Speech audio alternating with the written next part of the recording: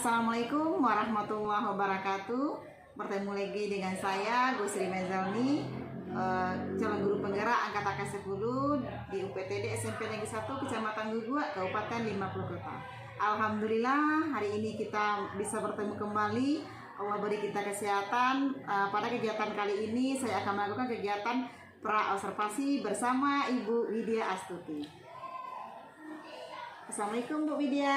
Waalaikumsalam Ibu Zel. Bagaimana kabar hari ini Bu Widya? Alhamdulillah sehat. Ibu Zel gimana? Alhamdulillah saya juga sehat. Senang sekali ya Bu Widya kita bisa bertemu hari ini untuk melakukan pra-observasi. Terima kasih atas waktu yang telah Ibu berikan untuk kita berbincang-bincang tentang berkaitan dengan pembelajaran yang akan Ibu laksanakan nanti di kelas. Iya. Alhamdulillah ya. Hari ini kita berbincang-bincang sedikit Bu ya, tentang pelaksanaan layanan klasikal nanti yang akan Ibu lakukan di kelas. Saya ingin kita membahas tentang kegiatan pelaksanaan layanan klasikal yang akan Ibu berikan. Kapan akan Ibu berikan Bu? Untuk pelayanan klasikal di kelas itu terjadwal ya. Kebetulan dalam minggu ini saya ada layanan klasikal tuh hari Senin di kelas 81 itu jam ke-4. Berarti hari Senin jam ke-4 di 81 ya Bu ya. Tema yang akan Ibu berikan nanti apa Bu ya?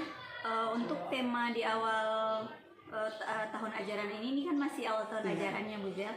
Jadi kita BK di awal tahun ajaran ini kan masuk kelas yang pertama itu kita dulu menghimpun data, menghimpun data siswa, kemudian melakukan asesmen untuk mengetahui kebutuhan peserta didik. Nah, jadi setelah kita mendapatkan data-data kebutuhan peserta didik, nah itulah menjadi bahan dasar untuk kita dalam menyusun program.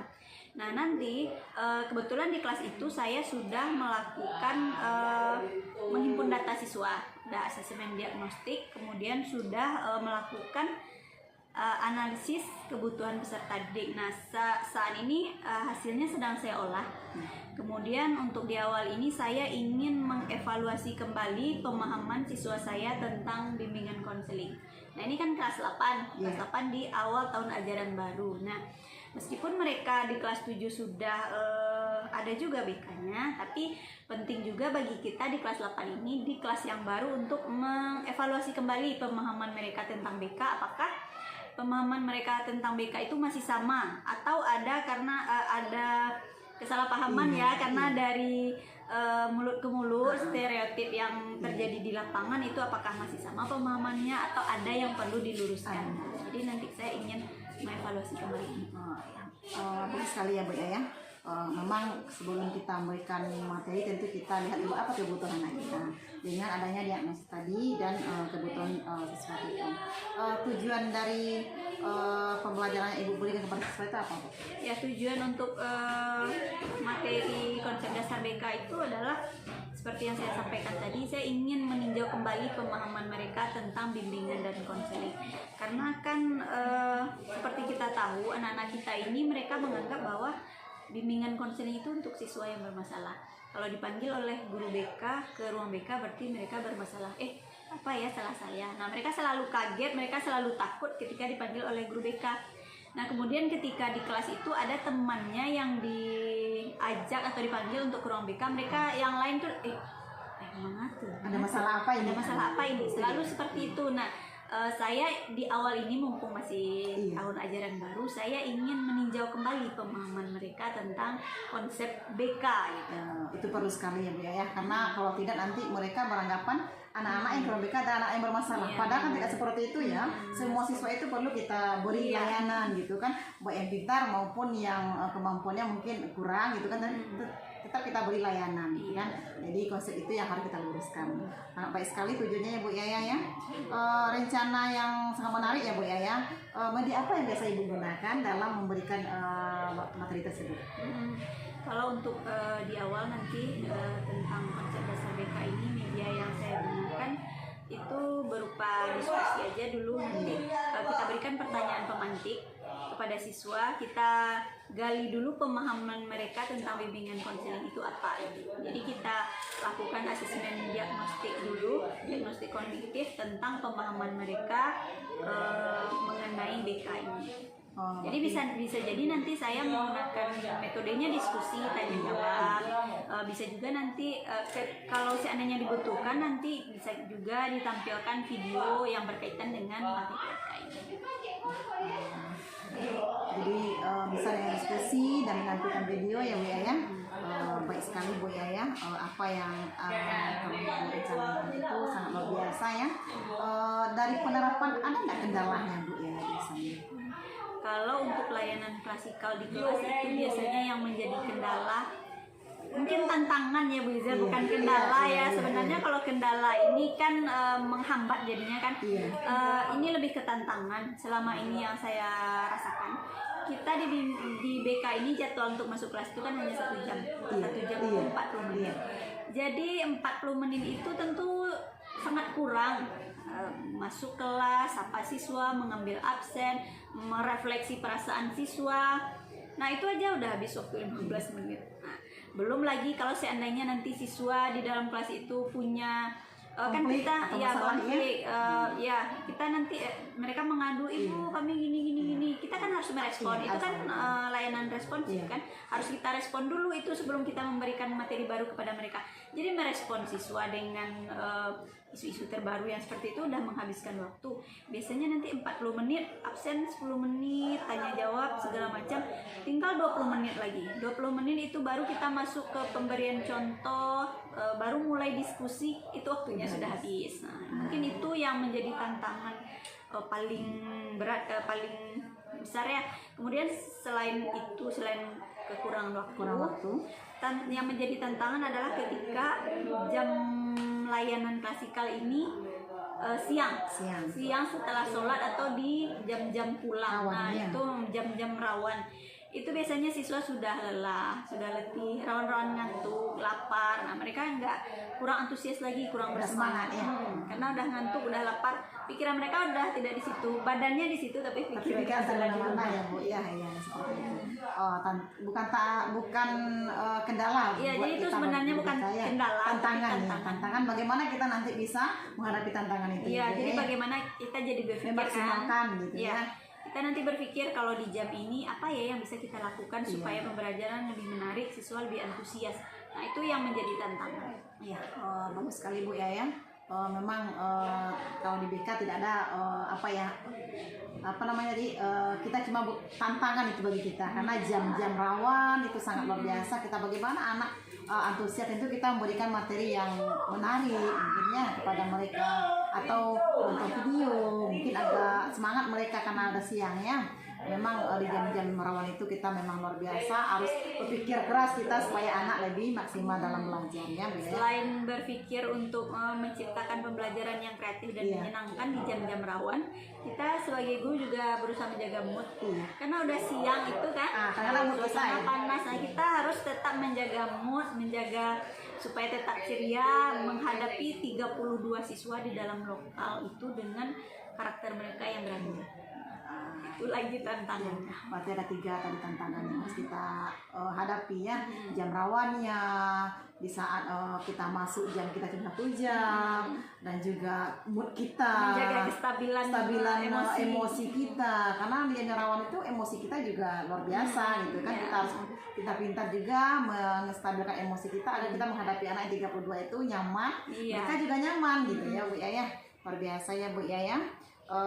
Mungkin untuk perbincangan kita pra observasi ini sampai sini aja Bu Yaya. Nanti saya akan masuk ke lokal Bu Yaya dan mengamati Bu Yaya, namanya observasi. Setelah itu nanti ada juga pasca observasi itu dengan PP pendamping praktek ya Bu Yaya. Terima kasih atas waktunya Bu Yaya hari ini. Terima kasih banyak dan Bu Yaya, dan ini adalah kegiatan pra observasi dan saya akan melakukan observasinya minggu depan, melihat Bu Yaya masuk kelas. Baiklah Bapak Ibu, kita cukupkan diskusi kita hari ini dalam kegiatan pra observasi. Terima kasih. Assalamualaikum warahmatullahi wabarakatuh. Waalaikumsalam warahmatullahi wabarakatuh. Selamat siang semuanya. Siang, Bu. Gimana kabarnya hari ini? Alhamdulillah. Ya, meskipun cuaca di siang ini mendung-mendung, kadang mendung kadang panas, tapi Ibu berharap tidak menyurutkan semangat kita untuk terus belajar. Meskipun sudah siang, jam-jam rawan, tapi semangat kita harus tetap pagi. Oke. Kemudian orang lain melanjutkan dari itu, sebelumnya kan kita sudah membahas kan pengertian bully, apa itu bully, jenis-jenis bully, contoh-contoh bully yang terjadi dalam kehidupan kamu di sekolah ini, keseharian kamu di sekolah ini, bahkan kita juga sudah membahas dampaknya. Jadi Ibu harap seharusnya kamu sudah mengetahui segala macam bentuk bully dan hal-hal yang berkaitan dengan bully. Nah, hari ini Ibu akan mengevaluasi pemahaman kamu tentang materi yang Ibu berikan sebelumnya tentang perundungan. Nah, tujuannya Ibu ingin melihat sejauh mana kamu sudah menguasai materi perundungan yang Ibu berikan minggu lalu. Nah, Ibu berharap selain kamu mengetahui, kamu juga sudah menerapkannya dalam keseharian. Nah, sedangkan kamu lihat di depan, kamu pernah nggak bermain game ini? Gimana cara mainnya? Mencari kata. Nah, ini nanti kamu mencari kata yang berkaitan dengan bayar.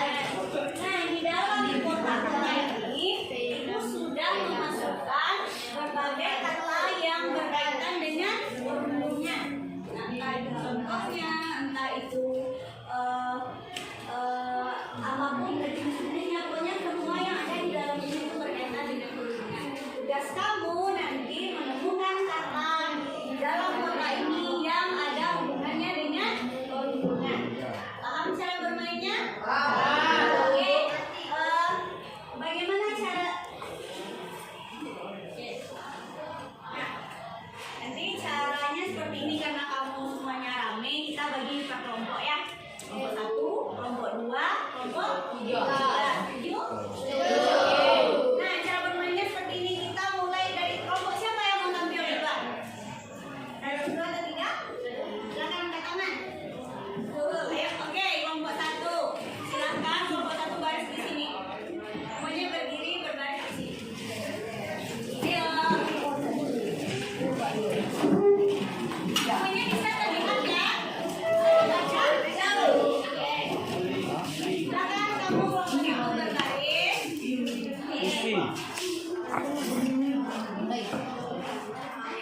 Nah, di dalam ini sudah ada kata-kata yang berkaitan dengan perundungan.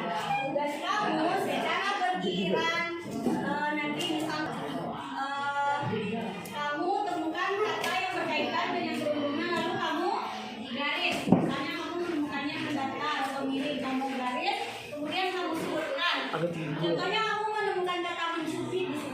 Apa itu mencubit perundungan? Contoh perundungan fisik. Nah, jadi misalnya nanti kamu nggak menemukan mencubit. Mencubit adalah contoh dari bullying fisik. Nah, lanjut. Kita kasih nanti satu orang itu kita kasih waktu ya. Berapa kita kasih waktunya? 5 menit. 5 detik. Menit. 30 detik. 10 detik. 30 detik. 5 detik. 3. Oke, dia meningkat. Bundir. Bundir bar. Bundir. Saya kan punya teman yang tidak apa-apa, tidak usah.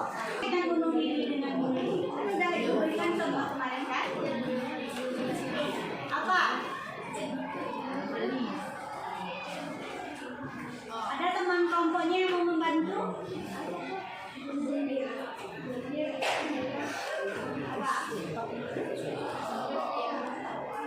Berikan contoh kemarin.